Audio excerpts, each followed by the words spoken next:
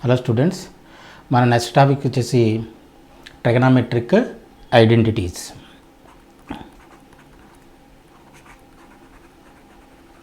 Trigonometric identities okay. Trigonometric identities ఏంటివి? Okay, ఇప్పుడు first of all అసలు ఐడెంటిటీ అంటే ఏంటి? Identity definition. ఐడెంటిటీ అంటే if an equation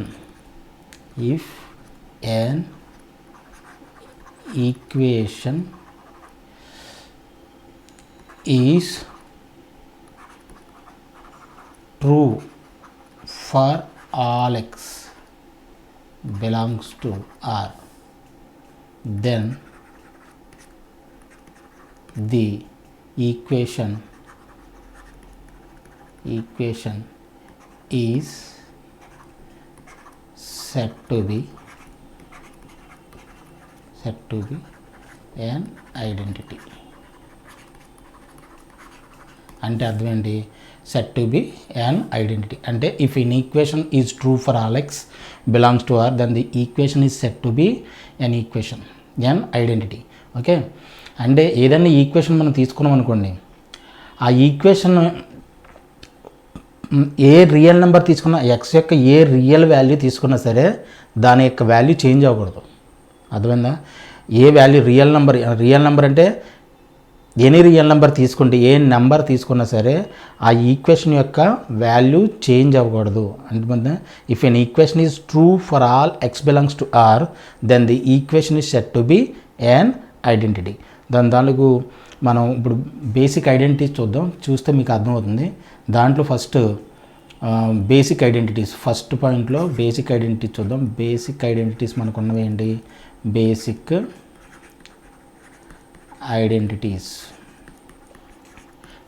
ఐడెంటిటీస్లో first one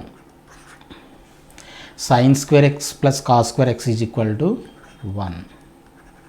sin square x plus cos square x is equal to, it's an identity and it is true for all x.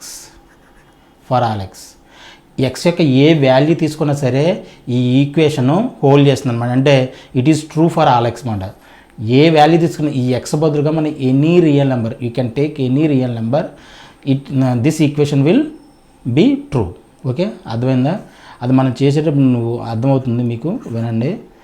అలాగే సెకండ్ది ఏంటంటే second square x minus tan square x is equal to 1. But ఇది ఐడెంటిటీయే, ఇది కూడా identity, but దీనికి కొన్ని restrictions ఉన్నాయి.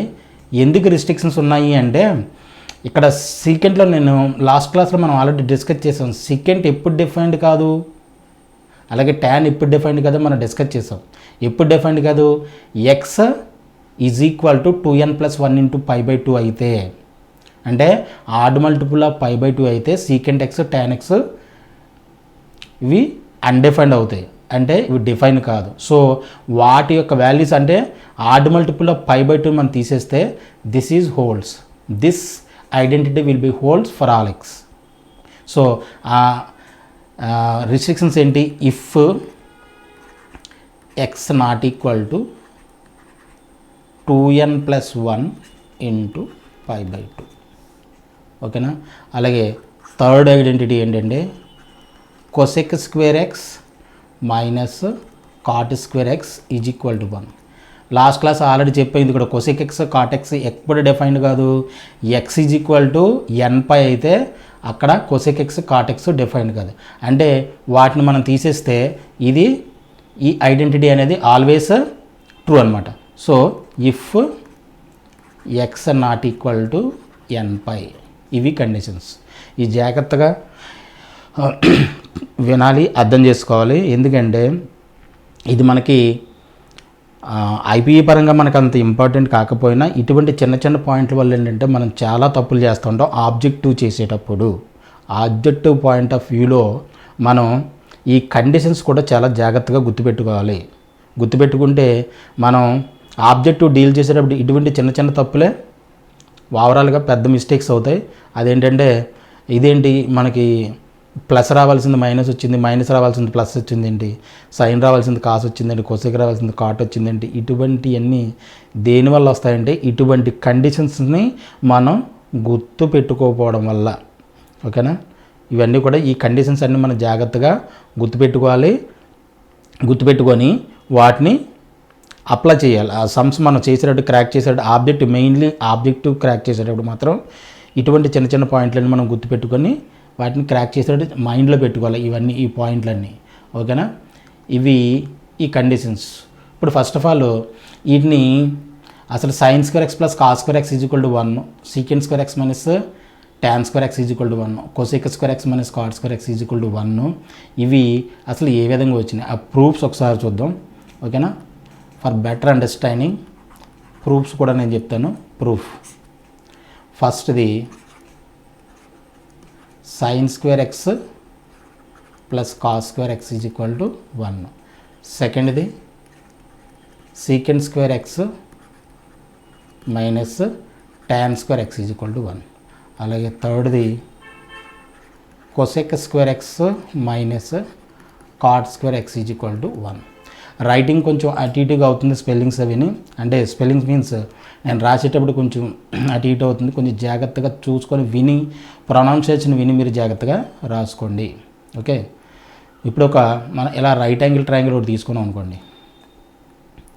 ఇలా రైట్ యాంగిల్ ట్రయాంగిల్ ఒకటి తీసుకుంటే ఓకేనా, ఇది ఏ అనుకుందాం, ఇది బి అనుకుందాం, ఇది సి అనుకుందాం. రైట్ యాంగిల్ ఎక్కడ ఉంది, బి దగ్గర ఉంది అనుకున్నాం. ఇది తీటా అనుకుందాం, లేదంటే ఇది ఎక్స్ అనుకుందాం. మన యాంగిల్ ఇక్కడ ఎక్స్ తీసుకున్నాం కాబట్టి ఇక్కడ ఎక్స్ తీసుకున్నాం కాబట్టి ఈ యాంగిల్ మనం ఏమనుకున్నాం, ఎక్స్ తీసుకున్నాం. ఈ ఎక్స్ ప్లస్లో మనం తీటా తీసుకున్నాం కాబట్టి sine square theta plus cos square theta కూడా 1 అవుతుంది. Secant square theta minus tan square, ఇది variable you can take anything, any variable, no problem. ఓకేనా, సో అక్కడ ఎక్స్ తీసుకున్నాం కాబట్టి ఇక్కడ యాంగిల్ ఎక్స్ తీసుకుంటున్నాం.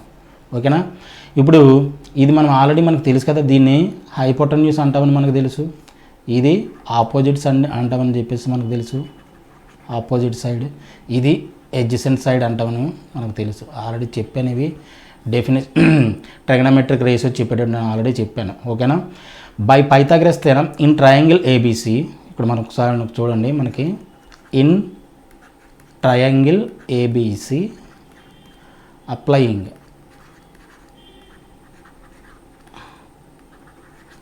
Pythagoras theorem. పైథాగరస్ థియరం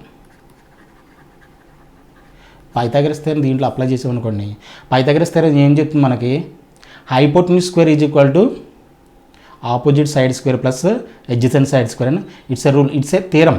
ఓకేనా, ఆల్రెడీ ప్రూవ్డ్ థియరం కాబట్టి మనం ఏం చేద్దాం, దీన్ని AC square is equal to AB square plus BC square. ఇది మనకు పైథాగరస్ థియరం చెప్పేటువంటి స్టేట్మెంట్ ఏంటి, హైపోటెన్యూస్ స్క్వేర్ అంటే AC square is equal to AB square plus BC square. Is it clear? Okay, ఇప్పుడు నేను ఏం చేస్తున్నానంటే మొత్తం ఈక్వేషన్ నేను ఏసీ స్క్వేర్తో డివైడ్ చేస్తున్నాను. మొత్తం ఈక్వేషన్ డివైడ్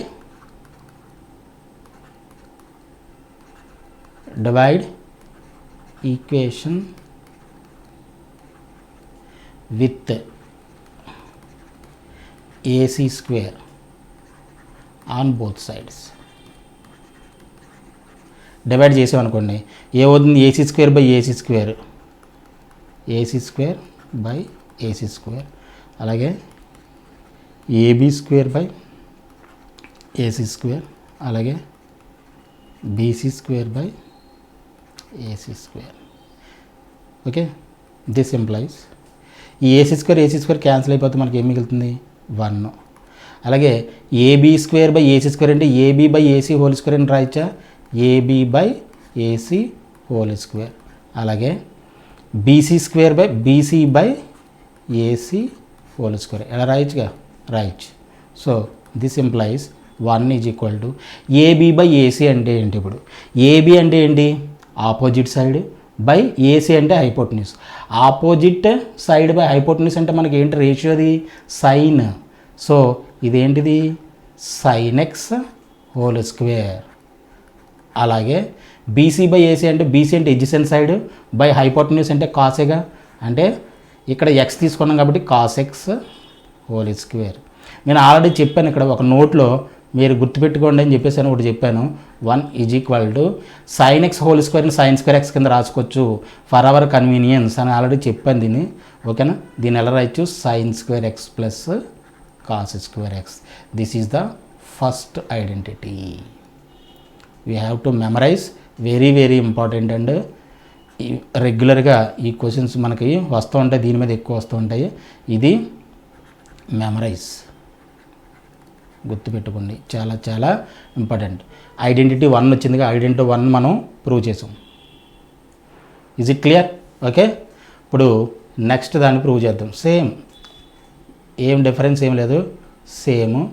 సెకండ్ది మనం ఎలా ప్రూవ్ చేద్దామో చూద్దాం. సెకండ్ది మళ్ళీ కన్సిడర్, దాన్నే తీసుకుందాం. Consider AC square is equal to AB square plus BC square. ఓకేనా, ఇప్పుడు మళ్ళీ ఈ మొత్తం ఈక్వేషన్ నేను ఏం చేస్తున్నానంటే బీసీ స్క్వేర్తో డివిజన్ చేస్తున్నాను, బీసీ స్క్వేర్తో. లేదంటే ఏబీ స్క్వేర్తో చేయండి, నో ప్రాబ్లం. ఏబీ స్క్వేర్తో ఫస్ట్ చేయండి, లేదంటే divide equation, divide the equation with AB square on both sides. Both sides division చేసామనుకోండి, ఇప్పుడు AC square by AB square is equal to AB square by AB square plus BC square by AB square. This employees దీన్ని, లేదంటే ఇక్కడ ఇది AC by AB whole square is equal to AB square cancel అయిపోయి మనం 1 మిగులుతుంది. అలాగే దీన్ని BC by AB square కింద రాయొచ్చా, ఏబీ హోల్ స్క్వేర్ కింద రాయొచ్చు. ఓకే, ఇప్పుడు ఏసీ బై ఏబీ అంటే, ఏసీ అంటే హైపోటెన్యూసే కదా, హైపోటెన్యూస్. ఏబీ అంటే opposite side. Hypotenuse by opposite side అంటే ఇదేంటి, cosec square x, cosec square x. అలాగే ఇది 1 ప్లస్ బీసీ అంటే ఏంటి, ఎడ్జసెంట్. బీసీ అంటే ఎడ్జసెంట్ సైడ్ అయినా, adjacent side by opposite side. ఇదేంటిది, కాట్ స్క్వేర్ ఎక్స్. ఇవన్నీ ఇటువైపు ఏం చేసి కాట్ స్క్వేర్ అటువైపు తీసుకెళ్ళమనుకోండి, cosec square x minus cot square x is equal to 1. ఇది ఒక ఐడెంటిటీ.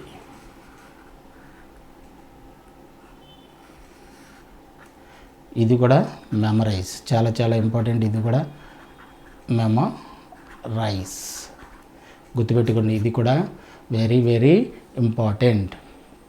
అలాగే థర్డ్ ఐడెంటిటీని ఎలాగ ప్రూవ్ చేద్దాం, మళ్ళీ థర్డ్లో consider AC square is equal to AB square plus BC square. ఓకేనా, ఇప్పుడు మొత్తాన్ని ఈ రెండు అయిపోయిన ఏసీ స్క్వేర్తో డివిజన్ చేయి, ఏబీ స్క్వేర్, ఇప్పుడు బీసీ స్క్వేర్తో డివిజన్ చేయండి. Divide the equation